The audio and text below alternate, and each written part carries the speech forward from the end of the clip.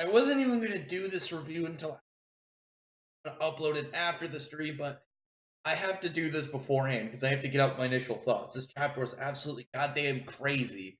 Jujutsu Kaisen, even before getting to the contents of this chapter, just if you enjoyed it, you read it, before you even like go any further, get someone that hasn't read it to pick it up. This series is so goddamn good.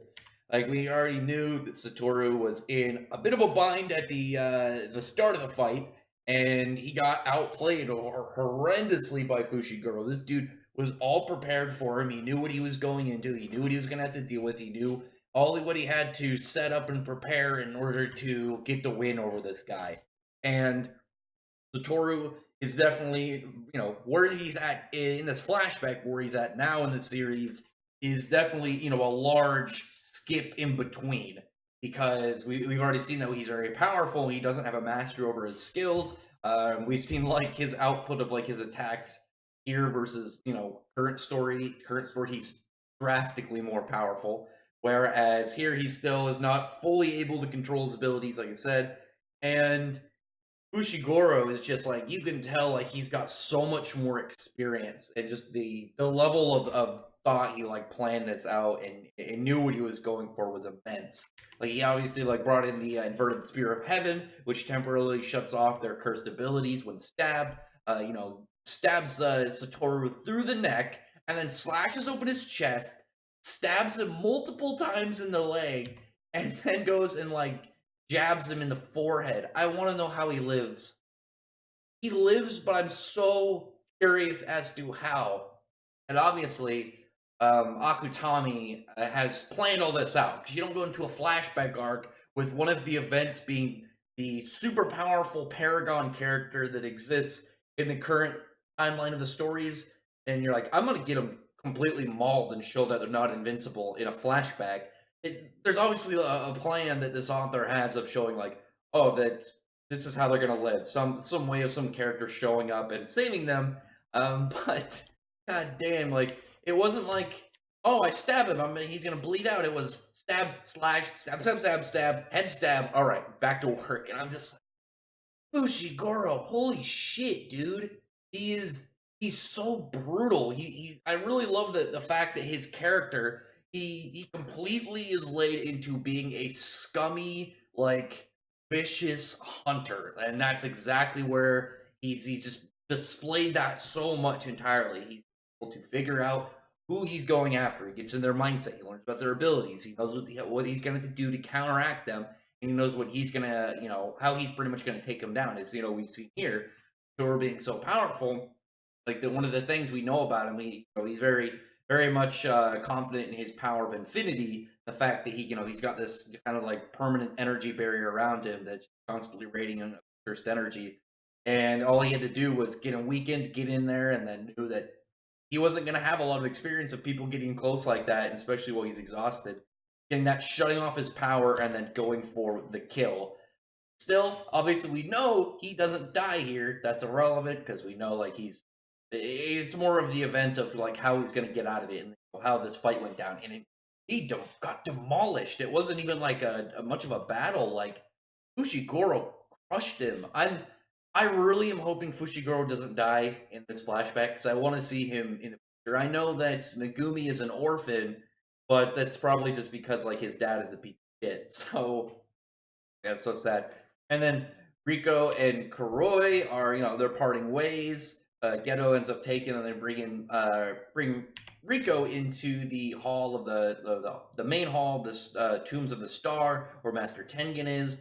I actually got kind of confused because I saw this double spread and I thought it was one page, and then it was like maybe messed up because like this big panel of the tree looks like you should be getting the whole thing, but no, it's just you're supposed to only get this partial view, which is cool still. And we see a really nice character moment from Geto, and like I said, I've said this before in a couple of videos.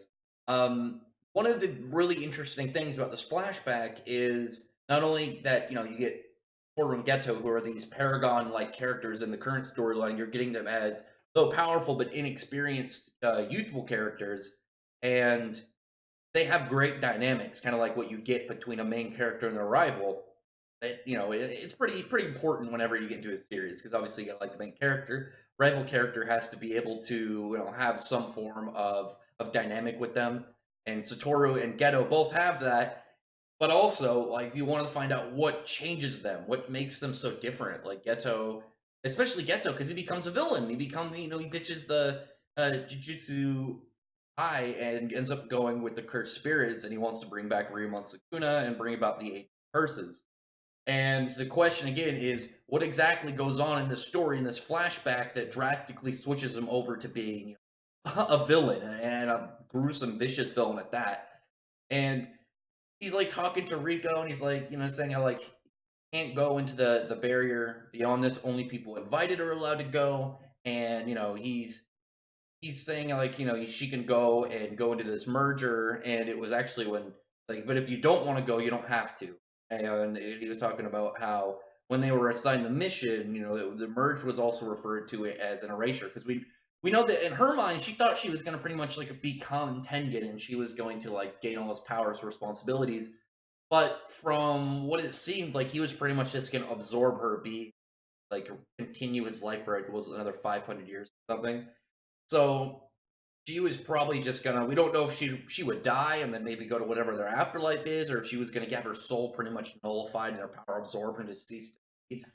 And obviously, one of the things about Geto and Satoru, they care a lot about people in general. And we saw with Satoru, especially in the Volume Zero, when they had Yuji, and one of the guys in the Jujutsu group were like, one of the higher ups was like, just so you know that Yuji, or not Yuji, Yuta, and he's like, Yuta, his execution is only prolonged; it's not called off yet. And Satoru is straight up just like, just so you know, if that ever comes to happen, I'm gonna side with Yuta and not you guys, because he clearly cares more about his crew and whoever is part of his gang than really just anything else. Like it doesn't matter like the whether it's the law of the country, the law of sorcerers, or anything. Like he's 100% true before anything else. I really love that about Satoru. He's very much friendship and loyalty above all else.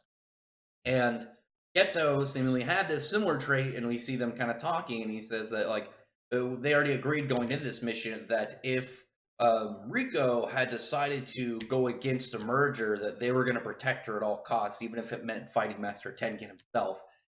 And Rico's like talking about how she always felt like she was special and different after she found out that our plasma vessel, and she never really knew her parents because they died in a car crash, and she's never sad and alone from it.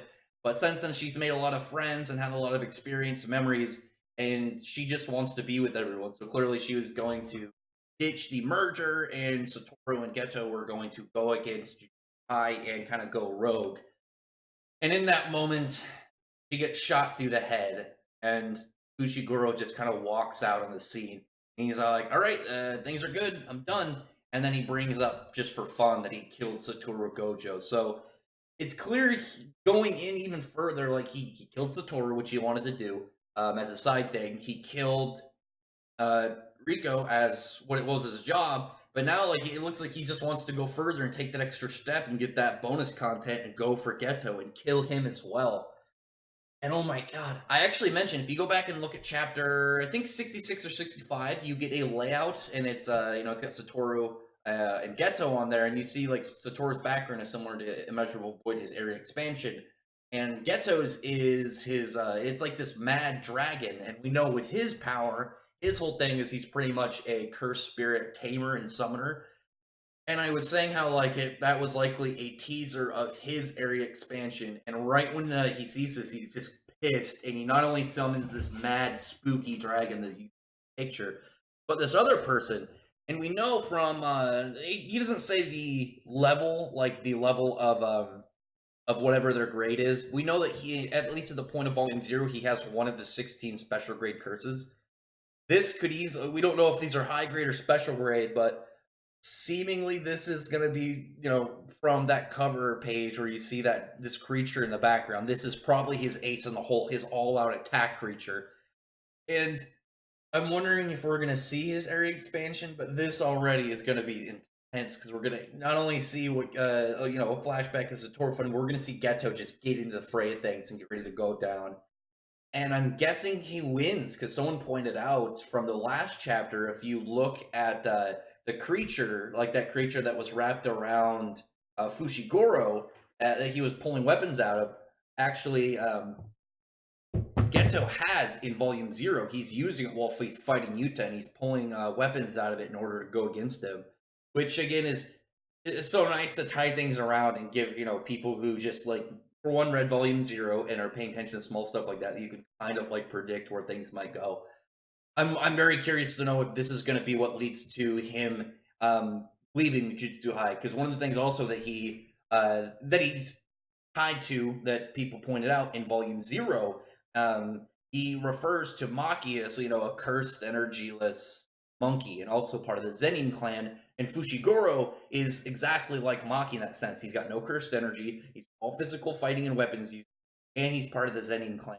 So I'm so curious to see how this goes down. It has so many ties and so many mysteries as to both the middle point of like the timeline, because this flashback takes place this earlier than both Volume Zero and current story. Volume Zero takes place in between those two, and then obviously current story is the current story.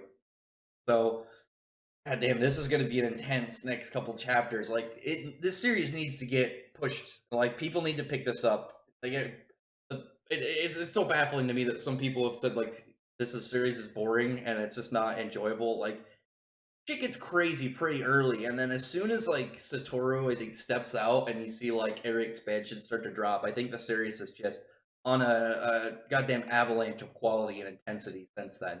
So tell me in the comment section below what you thought about this chapter. Oh god, I was so hyped.